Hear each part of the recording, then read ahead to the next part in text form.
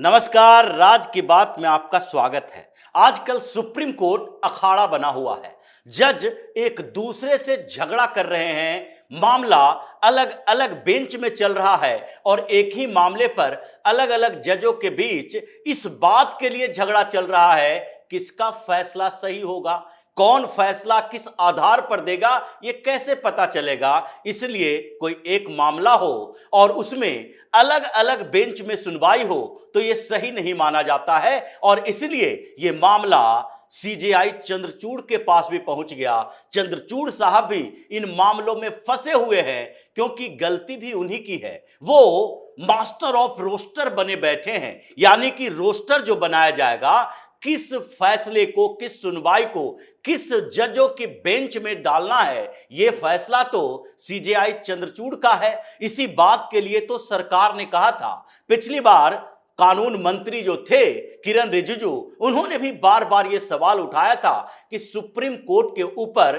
Administrative कामों का बोझ बढ़ता जा रहा है, प्रशासनिक काम ज्यादा हो गए हैं, इसलिए न्यायपालिका के काम जो हैं वो बटे हुए हैं और कई मामले पेंडिंग पड़े हुए हैं। सुप्रीम कोर्ट के भीतर ही 69,000 केस पेंडिंग पड़े हुए हैं। फैसला सुनाने में सालों लग जाता है और तारीख पर तारीख मिलती रहती है। इसलिए जजों को चाहिए कि ये जो एडमिनिस्ट्रेटिव वर्क हैं वो किसी और के हवाले कर दिया जाए और इसीलिए जरूरी यह है कि कॉलेजियम सिस्टम में जो जज बैठे हुए हैं, 5-5 जज, सीनियर जज कॉलेजियम में होते हैं, इनके जिम्मे ये अपॉइंटमेंट का काम भी नहीं होना चाहिए क्योंकि ये सारे जज कभी रोस्टर बनाने में तो कभी जजों को, यानी हाई कोर्ट के जज और सुप्रीम कोर्ट के जज के अपॉइंटमेंट में लगे रहते हैं, जिससे कि फैसला देर से आता है और इन जजों के बेंच में तारीखें ज्यादा मिलती है। लेकिन सीजेआई चंद्रचूड़ भी इस बात को इग्नोर कर दिए।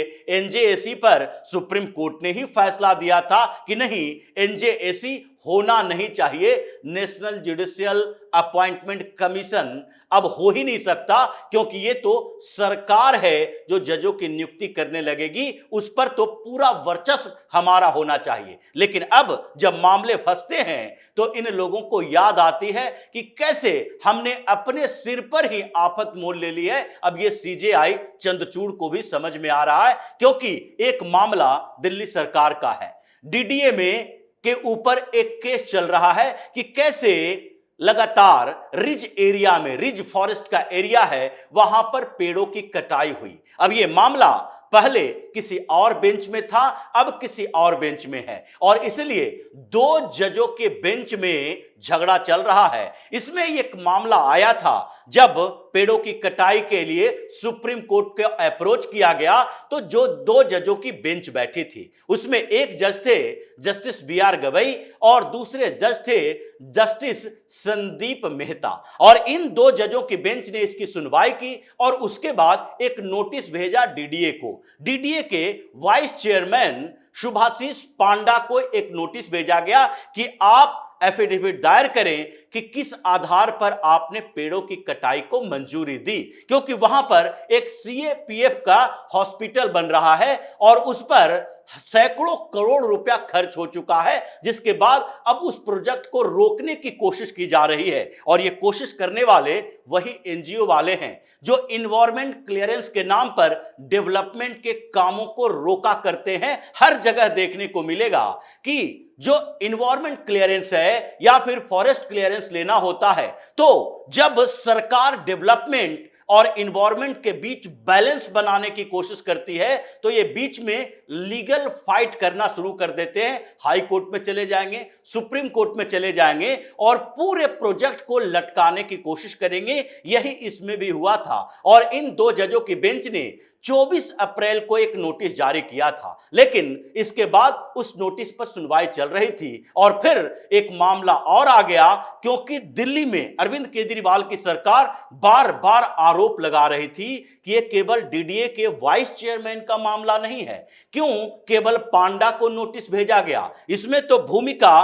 भारतीय जनता पार्टी की है और भारतीय जनता पार्टी की केंद्र सरकार ने यहां एलजी नियुक्त किया है, तो इसमें भूमिका वीके सक्सेना की भी है। जब आम आदमी पार्टी की तरफ से कई प्रेस कॉन्फ्रेंस किए गए और इस मामले को उठाया गया, तो फिर से कुछ एनजीओ एक्टिव हुए और उन्होंने एक और मामला सुप्रीम कोर्ट में दायर कर दिया, जिसमें वीके सक्सेना को फंसाने की कोशिश थी। और यह मामला जस्टिस गवई के बेंच में नहीं था, बल्कि इसको किसी और बेंच में डाल दिया गया, और वो हैं जस्टिस एएस ओका और जस्टिस उज्जवल भुइयां। इन दो जजों की बेंच ने मई में एक और नोटिस जारी कर दिया डीडीए को। अब नोटिस पर नोटिस, एक नोटिस के बाद दूसरी नोटिस अगले महीने में ही जारी करने से परेशानियां पैदा हो गई। और जब इस मामले की सुनवाई हो रही थी, तो डीडीए की तरफ से जो वकील इसमें पेश हुए, यानी विकास सिंह ने इस मामले को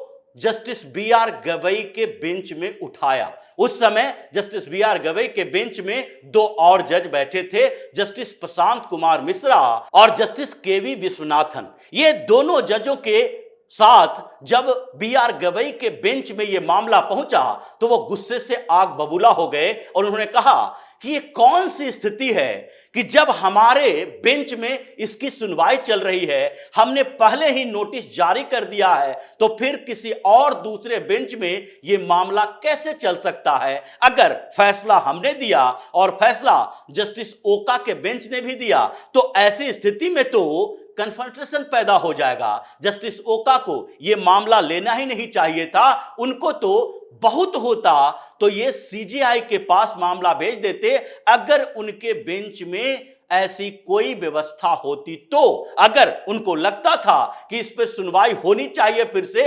एलजीबीके सक्सेना के मामले में उनके इन्वॉल्वमेंट को लेकर, तो भी उनका सबसे पहला कर्तव्य यही था, काम यही था कि उन्हें भेज देना चाहिए था इसे सीजेआई चंद्रचूड़ के पास, क्योंकि मास्टर ऑफ रोस्टर तो वही है। अगर रोस्टर में यह तय हो जाता कि जस्टिस ओका के बेंच में ही इसकी सुनवाई होगी, तो फिर हमारे बेंच की जरूरत नहीं थी। हम अलग अलग एक ही मामले में फैसले नहीं दे सकते। मतलब साफ है कि मामले में एक हो, फिर भी फैसले जजों के अलग अलग आ सकते हैं, इसकी संभावना बताई जाती है। और इसीलिए अगर आपने पिछले कई मामलों में देखा होगा, तो सुप्रीम कोर्ट में जब जज बदलते हैं बेंच के अंदर, तो फैसले भी बदल जाते हैं। जैसे तीस्ता सितलवाड़ के मामले में भी ऐसे ही फैसले बदले, और बिल्किस बानो के मामले में तो और भी फैसले बदलते रहे। पहले यह फैसला आया कि बॉम्बे हाईकोर्ट में तो सीबीआई ने इंक्वायरी के लिए सारे व्यवस्था की थी, लेकिन यह गुजरात से हटके जब बॉम्बे हाईकोर्ट में गया,